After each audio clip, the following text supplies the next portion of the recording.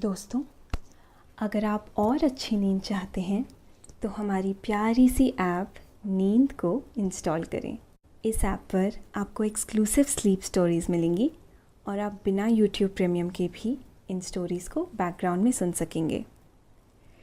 Install करने के लिए आप हमारी वेबसाइट neend.app पर ज़रूर आइए और अच्छी कहानियाँ, स्लीप म्यूज़िक, कुछ टिप्स सुनने के लिए इस चैनल को सब्सक्राइब कीजिए।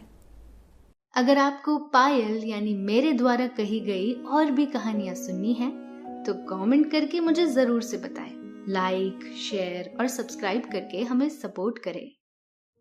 नमस्कार, मैं हूँ पायल। आज फेरी टेल्स में सुनिए कहानी द फ्रॉग प्रिंस। एक राजकुमारी थी। राजा उससे बहुत प्यार करते थे। इसकी वजह से वो थोड़ी जिद्दी हो गई थी। अक्सर वो लोगों से अपमानजनक तरीके से बातें करने लगती थी। राजा उसे समझाते तो वो उनकी बात पर कुछ देर तो अमल करती, उसके बाद भूल जाती। धीरे धीरे राजकुमारी युवा हो गई। एक दिन राजकुमारी की एक सुनहरी गेंद कुएं में जाकर गिर गई। वो जब कुएं के अंदर झांकने लगी तो वहां उसे एक मेंढक मिला। मेंढक ने उसे कहा कि वो कुएं से उसकी गेंद निकाल देगा, लेकिन इसके बदले राजकुमारी को उससे दोस्ती करनी पड़ेगी। तो क्या राजकुमारी ने मेंढक से दोस्ती कर ली?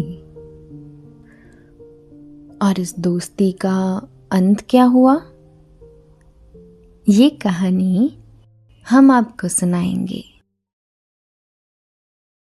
लेकिन पहले आप अपने आसपास की सारी लाइट्स ऑफ करके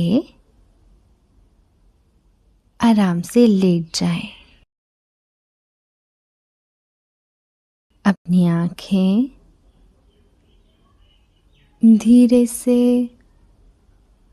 बंद कर लीजिए।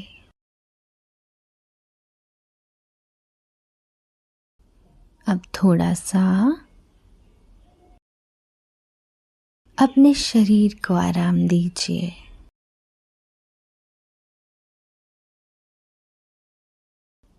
थोड़ा और आराम। अपने शरीर को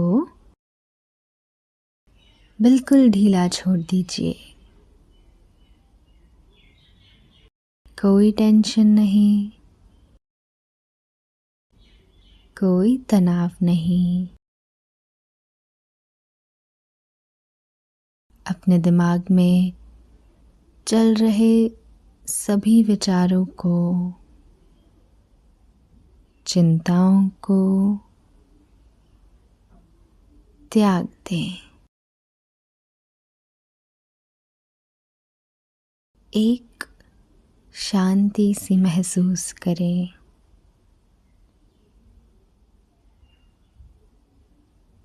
सब नेगेटिव पॉजिटिव विचारों को धीरे धीरे निकाल दें।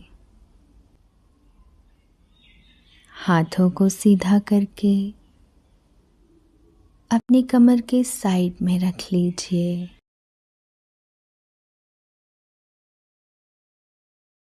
अब अपनी सांसों पर ध्यान लगाएं।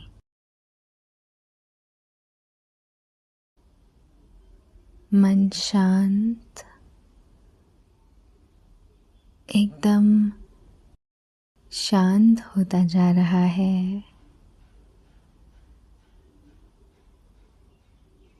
आप बहुत अच्छा महसूस कर रहे हैं। खुद को काफी हल्का फील कर रहे हैं। सब तरफ शांति ही शांति है।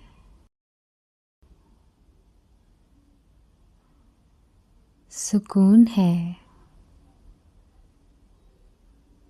खामोशी है। बहुत पुरानी बात है। एक देश था, उसमें एक राजा शासन करता था। वो राजा बहुत दयालु था। वो अपने देश के लोगों का बहुत ख्याल रखता था। इससे उसके देश के लोग बहुत खुश थे और वो राजा का भी बहुत सम्मान करते थे। राजा की एक बेटी थी। वो बहुत सुंदर थी। उसका रंग बहुत गोरा था और उसके बालों का रंग सुनहरा था। वो बिल्कुल परी जैसी नजर आती थी।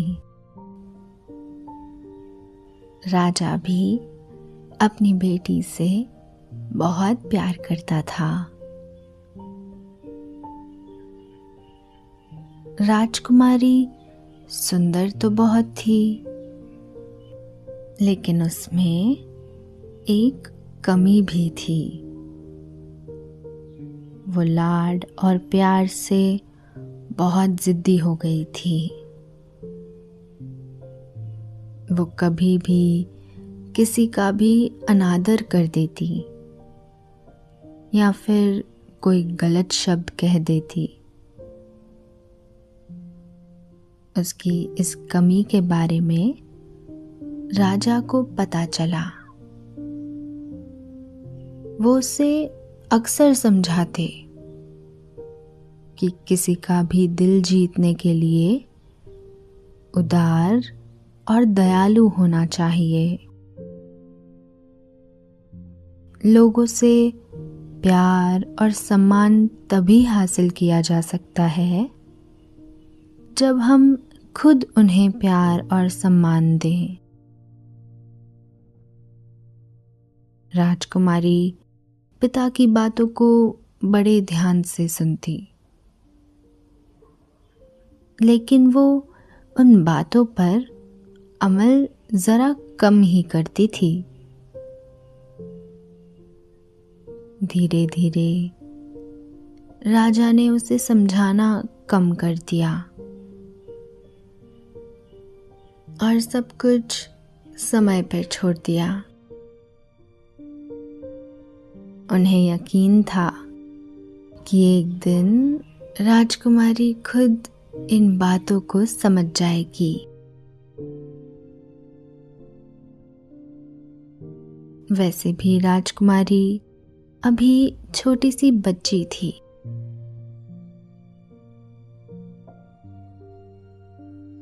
धीरे धीरे वक्त गुजरता गया।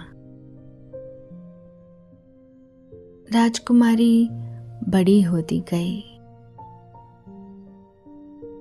राजकुमारी 16 बरस की हो गई तो उसकी सालगिरह बड़े धूमधाम से मनाई गई।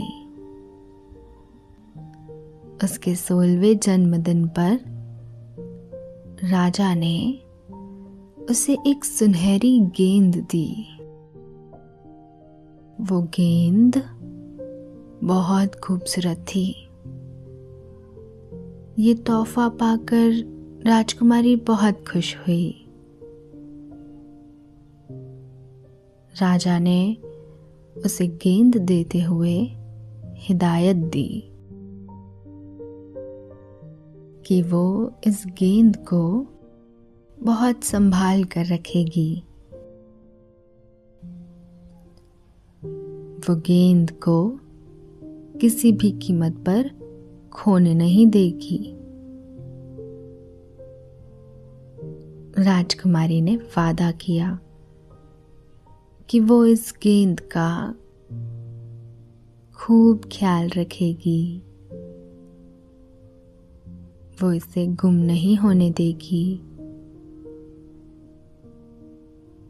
इसके बाद वो गेंद लेकर महल के बाग में चली गई और वहां उस गेंद से खेलने लगी।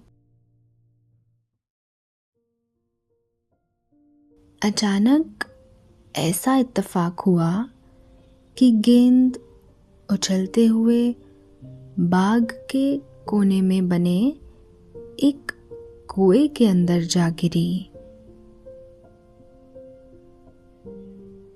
राजकुमारी को पिताजी की बात याद हो आई। वो बहुत परेशान हो गई। वो भागकर कुएं के पास गई और मुंडेर को पकड़कर कुएं के अंदर झांकने लगी। उसने देखा कि गेंद कुएं के पानी में तैर रही थी। गेंद उससे बहुत दूर थी। वो उसे चाहकर भी नहीं निकाल सकती थी। राजकुमारी दुखी हो गई और वहीं बैठकर रोने लगी। तभी राजकुमारी के कानों में एक आवाज गूंजी। क्या बात है राजकुमारी, तुम रो क्यों रही हो? यह आवाज सुनकर राजकुमारी चौंक पड़ी और घबराकर इधर उधर देखने लगी, लेकिन उसे कोई नजर नहीं आया। तभी उसे फिर एक आवाज सुनाई दी, इधर उधर नहीं, नीचे कुएं में देखो, मैं यहाँ रहने वाला एक मेंढक हूं। दोबारा से आवाज सुनकर राजकुमारी रोना भूल गई और वो कुएं के अंदर झांकने लगी। उसे कुएं की दीवार से चिपका हुआ एक मेंढक दिखाई पड़ गया। वो बहुत ध्यान से मेंढक को देख रही थी। उसे यकीन ही नहीं हो रहा था कि यह आवाज मेंढक की है। तभी उसे फिर से मेंढक की आवाज सुनाई पड़ी और वो कह रहा था, क्यों रो रही हो राजकुमारी, बताओ ना मुझे। राजकुमारी को यकीन हो गया कि ये आवाज मेंढक की ही है। उसने कहा, मेरी सुनहरी गेंद कुएं के अंदर गिर गई है। मेरे पिताजी ने इसे संभाल कर रखने को कहा था और अब मैं समझ नहीं पा रही हूं कि गेंद को बाहर कैसे निकालूं। उसकी बात सुनकर मेंढक ने कहा, बस इतनी छोटी सी बात पर रो रही थी। रुको, मैं तुम्हारी मदद करता हूं और बॉल इस कुएं से बाहर निकालता हूं। राजकुमारी उसकी बात सुनकर खुश हो गई और चहकते हुए बोली, तुम सच कह रहे हो? मेरी बॉल वाकई कुएं से निकाल कर दोगे? मेंढक की आवाज आई, बिल्कुल सच कह रहा हूं। मैं तुम्हारी गेंद इस कुएं से बाहर निकाल दूंगा। लेकिन एक बात बताओ, मैं तुम्हारी मदद करूंगा तो तुम बदले में मेरे लिए क्या करोगी? राजकुमारी ने मेंढक को यकीन दिलाते हुए कहा, जो तुम कहोगे मैं करूंगी।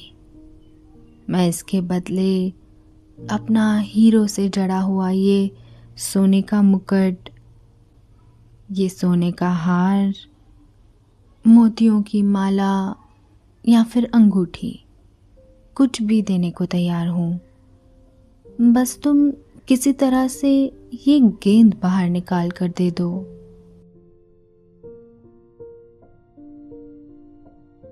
कुएं में बैठे हुए मेंढक ने कहा,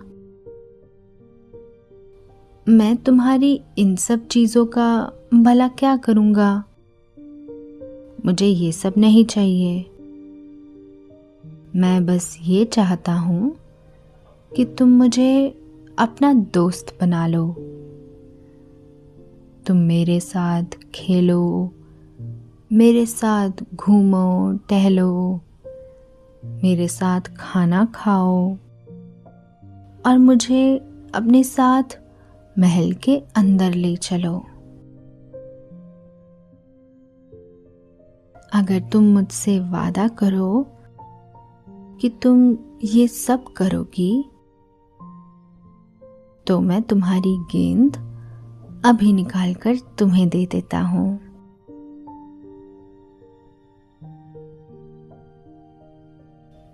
राजकुमारी सोच में पड़ गई कि मेंढक की बात माने कि न माने,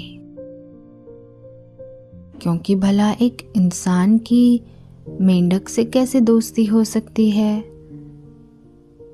एक मेंढक के साथ खेलना, खाना, ये सब कैसे मुमकिन है? लेकिन उसे अपनी गेंद किसी भी तरह से चाहिए ही थी, इसलिए उसने बेमन से मेंढक से दोस्ती का वादा कर लिया। ये भी कह दिया कि वो उसके साथ खेलेगी, खाएगी और महल भी ले जाएगी।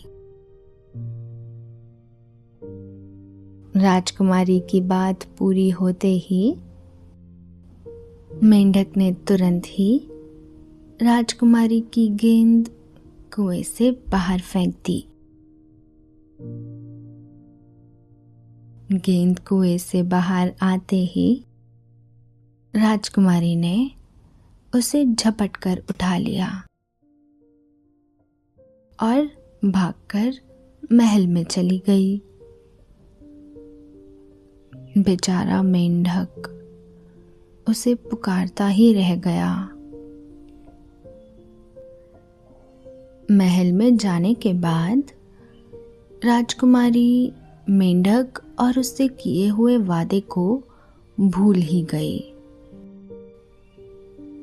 धीरे धीरे दिन गुजर गया और रात हो गई। रात को राजा, रानी और राजकुमारी तीनों एक साथ बैठकर डिनर कर रहे थे। उन्होंने अभी खाना खाना शुरू ही किया था कि दरवाजे पर किसी ने दस्तक दी। राजा ने राजकुमारी से कहा, जरा देखाओ बेटी, इस वक्त कौन आया है? राजकुमारी उठकर दरवाजे तक गई। उसने दरवाजा खोलकर बाहर की तरफ देखा, लेकिन उसे वहां कोई भी नजर नहीं आया। वो दरवाजा बंद करने ही जा रही थी कि मेंढक के टर टर की आवाज उसके कानों में पड़ी। राजकुमारी ने चौंक कर जमीन की तरफ देखा। जमीन पर वही कुएं वाला मेंढक बैठा हुआ था। राजकुमारी को अपनी तरफ देखते पाकर मेंढक ने कहा, राजकुमारी, तुम तो मुझे छोड़कर अंदर चली आई। अपना वादा भी तुम्हें याद नहीं रहा। ये तो बहुत गलत बात है। राजकुमारी ने मेंढक की बात सुनी तो उससे गुस्सा आ गया। उसने चिढ़े हुए से अंदाज में कहा, तुम जैसे घिनौने और बदसूरत मेंढक को मैं नहीं बनाती अपना दोस्त। मैं अपना वचन भूल गई हूं। तुम भी उस बात को भूल जाओ और चलो भागो यहां से। राजकुमारी ने गुस्से में दरवाजा बंद कर दिया। उसे यकीन ही नहीं हो रहा था कि एक मेंढक इस तरह से बोल भी सकता है और वो उसका पीछा करते हुए महल के अंदर तक आ सकता है। राजकुमारी अंदर आ गई और सबके साथ बैठकर खाना खाने लगी। राजा ने उससे पूछा, दरवाजे पर कौन है? राजकुमारी ने कहा, एक बदसूरत और घिनौना मेंढक। इसके बाद राजकुमारी ने पिताजी को गेंद कुएं में गिरने और फिर मेंढक को दिए गए वचन के बारे में सब कुछ साफ साफ बता दिया। राजा राजकुमारी की बात ध्यान से सुनता रहा। उसके बाद उसने बेटी को समझाते हुए कहा, हर इंसान को अपना वचन निभाना चाहिए। तुम तो राजकुल से हो। तुम्हारी जिम्मेदारी दूसरों से ज्यादा है। तुरंत जाओ और दरवाजा खोलो। मेंढक को अंदर लेकर आओ और अपना वादा पूरा करो। न चाहते हुए भी राजकुमारी उठी और दरवाजा खोलकर मेंढक को अंदर ले आई। अंदर आकर मेंढक कूदकर खाने की मेज पर राजकुमारी की थाली के पास बैठ गया। दोस्तों, अब से आप आपकी मनचाही दादी और नानी की कहानियों से प्यारी नींद की कहानियां सिर्फ और सिर्फ नींद ऐप पर ही सुन पाएंगे। तो इसी तरह हमारे साथ कहानियों के जरिए जुड़े रहने के लिए आपकी अपनी नींद ऐप इंस्टॉल करें। और कहने लगा, राजकुमारी, मुझे भूख लगी है। अपनी थाली में से मुझे भी खाना खिलाओ। राजकुमारी उसकी बात सुनकर नाराज होते हुए बोली, मैं ऐसा बिल्कुल भी नहीं करूंगी। मैं तुम्हें अंदर क्या ले आई कि अब तुम मेरे साथ खाना भी खाना चाहते हो?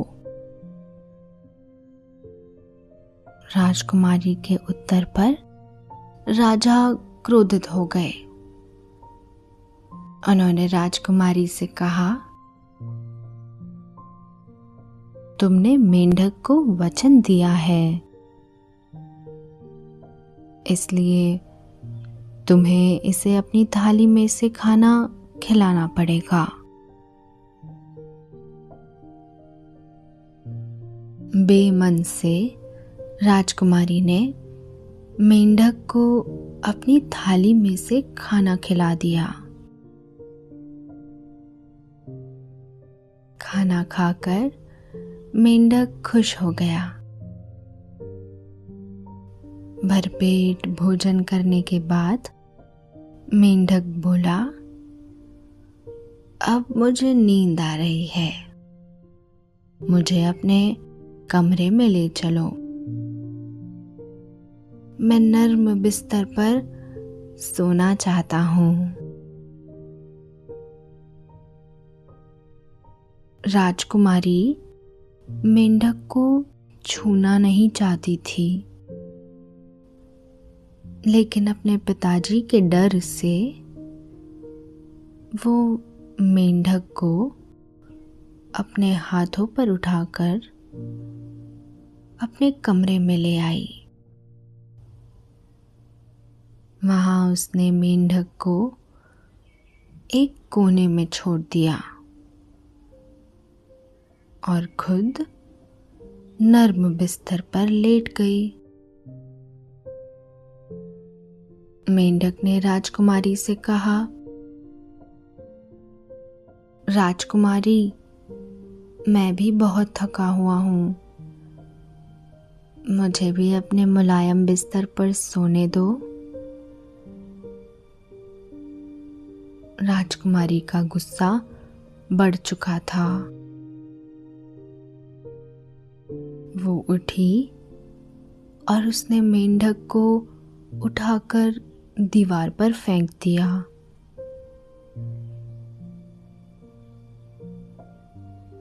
मेंढक दीवार से सरकर नीचे गिर पड़ा। वो शिथिल पड़ गया था। उसकी ऐसी हालत देखकर राजकुमारी डर गई। उसे अपने किए पर बहुत पछतावा हो रहा था। राजकुमारी मेंढक के पास जमीन पर बैठ गई और रोने लगी। रोते रोते उसने मेंढक को उठाया और हाथों से उसे सहलाते हुए कहा, मुझे माफ कर दो मेंढक, मुझे तुमसे ऐसा सलूक बिल्कुल नहीं करना चाहिए था।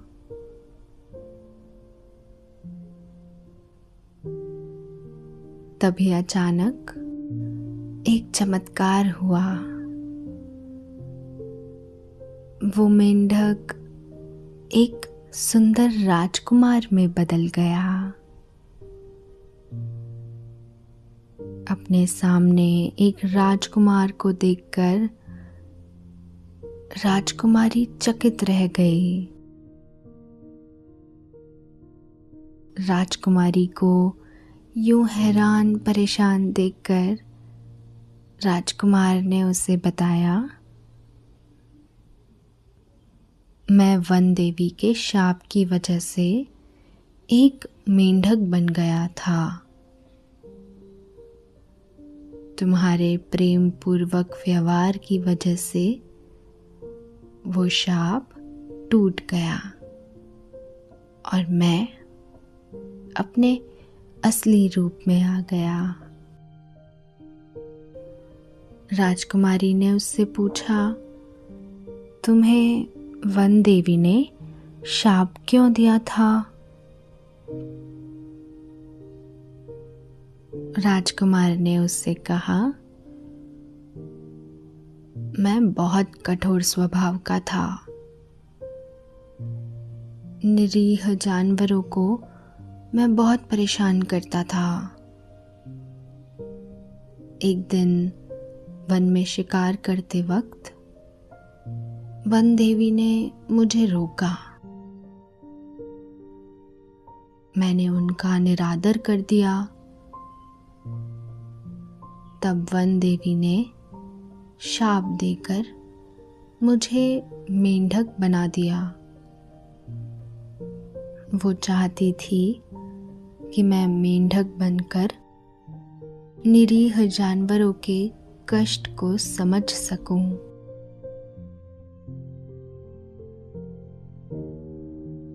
जब मैंने उनसे बहुत विनती की तो उन्होंने शाप की काट बताते हुए कहा था, जब किसी जिद्दी और कठोर हृदय राजकुमारी का स्वभाव तुम्हारी वजह से बदल जाएगा तो तुम अपने असली रूप में वापस आ जाओगे। इस तरह से आज मैं तुम्हारी वजह से अपने असली रूप में वापस आ सका। राजकुमारी ने राजकुमार से वादा किया, अब मैं हमेशा दयालु और उदार रहूंगी। कभी किसी को परेशान और अपमानित नहीं करूंगी। मैं सबसे नरमी से पेश आऊंगी।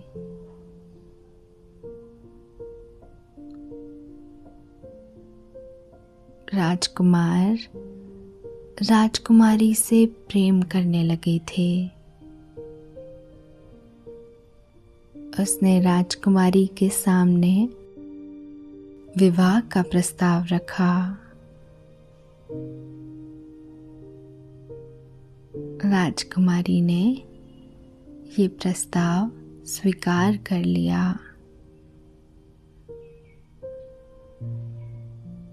राजा और रानी के आशीर्वाद से दोनों की शादी हो गई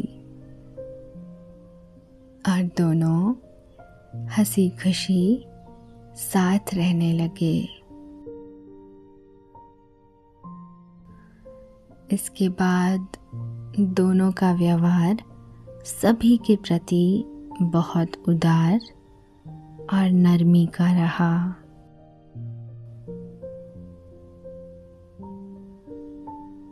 अभी आपने ये कहानी सुनी। अब आपके सोने का समय हो रहा है। नींद आपकी आंखों में भरती जा रही है।